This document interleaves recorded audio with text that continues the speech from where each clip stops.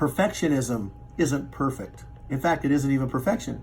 Perfectionism is one of the most debilitating things, in my opinion, and probably the number one reason people don't get a good plan, because they want everything to be perfect. Perfectionism is debilitating because we always want to wait and see, maybe there's something better out there. Maybe there's something that could be just tweaked a little bit, and we never actually get on the road to our ideal retirement life.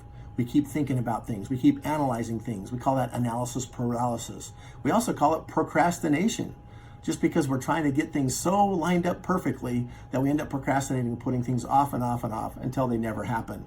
You know, the best failure to plan, or the best plan to fail is a failure to plan, right? Well, perfectionism gets in the way of that.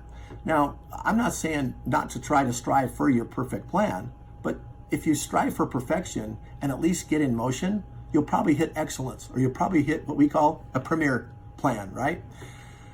Perfectionism is debilitating. Getting on the road is encouraging and motivating. You know, I have a friend who's a pilot, and he mentioned to me that, you know, when you put the GPS location as to where your destination is, in other words, maybe your ideal retirement vision of where it's supposed to go, he says, once you take off and get on course, you're off course about 90% of the time, because little by little, the plane, even on autopilot, will make adjustments. Or if you are flying it yourself, you're gonna have to make adjustments to get back on track, because there's drift, there's air currents, there's all kinds of things that will get in the way. Just like a financial plan, the best way to be successful is at least start one, at least get moving.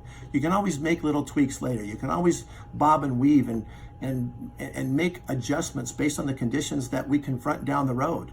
You're never going to know the exact situation that you're going to be faced with in the future. So why plan on everything being perfect now? Because it's not going to be perfect in the future anyway.